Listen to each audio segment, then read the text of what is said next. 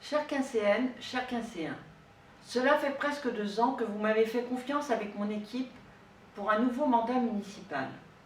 Ce mandat a débuté par une crise sanitaire inédite. La maladie Covid-19 est malheureusement toujours présente et active.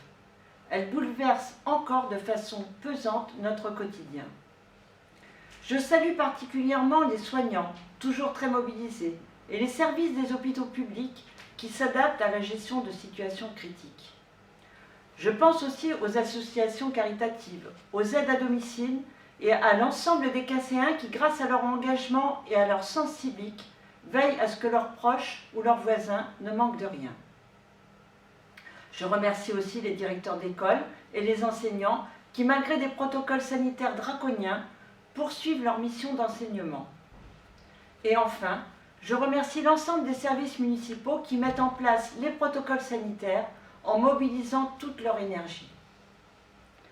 La 5e vague nous prive encore cette année de notre traditionnelle cérémonie des vœux. J'aurai, je l'espère, l'occasion de vous inviter très bientôt pour échanger avec vous sur nos projets. Je n'oublierai pas non plus les anciens, car il est très important pour moi de conserver les liens. Mais projetons-nous sur 2022. Le budget sera préparé avec soin. Les dotations d'État et plus globalement l'autonomie financière des communes diminuent chaque année. Pour compenser, nous recherchons bien sûr auprès de nos partenaires le maximum de subventions. Mais nous devrons être très vigilants devant la flambée des dépenses énergétiques et celles liées à la crise sanitaire. Cependant, vous le savez, nous sommes la commune la moins fiscalisée et la moins endettée du canton, et nous veillerons à le rester. Concernant les travaux, nous mettrons cette année en valeur la place de la mairie. Vous découvrirez prochainement la nouvelle toiture de l'église et nous commencerons la rénovation de la façade ouest, y compris la rosace. La livraison des travaux est prévue pour septembre 2022. La place verra aussi le début de la construction d'une halle qui permettra, entre autres, d'abriter le marché. Le choix de l'architecte est en cours. Et nous pourrons enfin, je l'espère, démarrer les travaux de la rue de Meaux. Dans le domaine de l'environnement et du cadre de vie, nous aurons à cœur de valoriser de nouveaux espaces de biodiversité et de lutter à notre niveau et avec nos moyens contre le changement climatique. Ainsi, avec l'aide de nos apiculteurs et des habitants, nous identifierons des terrains communaux propices à l'installation de nouvelles ruches. Nous aménagerons l'accès à notre magnifique parc du château à partir de la place de la mairie en y réalisant un espace paysager et dans le parc, nous créerons un espace d'éco-pâturage. Nous continuerons nos plantations d'arbres dans le verger conservatoire au-dessus du nouveau cimetière pour contribuer à la sauvegarde de variétés anciennes.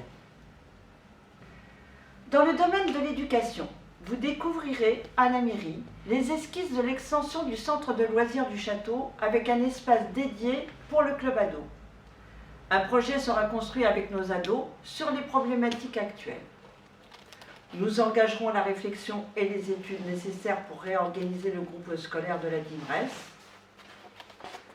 Nous avons cette année ouvert une section de sport adapté pour les enfants porteurs de handicap psychique qui est très appréciée des parents. Et nous travaillons avec le département sur la lutte contre le harcèlement scolaire. Concernant le budget participatif, celui-ci d'un montant de 50 000 € a remporté un franc succès pour sa première édition. 9 projets ont été retenus. Merci de participer en nombre fin janvier au vote afin d'encourager ces initiatives. Nous renouvellerons cette démarche en 2022. Côté sécurité, nous continuerons les rénovations des rues et des trottoirs et l'aménagement de pistes cyclables. Dans ce cadre, une étude de circulation a débuté 2021 pour étudier le réaménagement des rues René-Benoît et de Mareuil. Pour lutter contre les incivilités, nous renforcerons encore cette année les contrôles de vitesse et la verbalisation des stationnements gênants. Ceci avec nos policiers municipaux mais aussi en partenariat avec la police municipale intercommunale et la gendarmerie nationale. Concernant l'habitat, le démarrage des travaux de la maison intergénérationnelle est prévu début mars. Nous continuerons d'accompagner les porteurs de projets privés et les bailleurs sociaux dans la construction de logements locatifs bien intégrés dans la commune. Ceci pour répondre aux exigences de la loi SRU qui impose 25% de logements sociaux dans nos communes. 2022 est aussi une année importante dans la vie institutionnelle de notre pays. 2 élections majeures auront lieu en avril et en juin. Au-delà des convictions de chacun, y participer est essentiel si nous voulons renforcer notre démocratie. Je terminerai par une note plus festive. Côté associatif, nous fêterons les 25 ans du badminton et les 101 ans du club de football. Le 22 janvier, à la médiathèque du château, devenue intercommunale, vous êtes invités à célébrer la naissance du réseau de lecture publique du Pays de Meaux et à découvrir le nouveau médiabus. Nous aurons, je l'espère, l'occasion de nous retrouver pour ces moments conviviaux.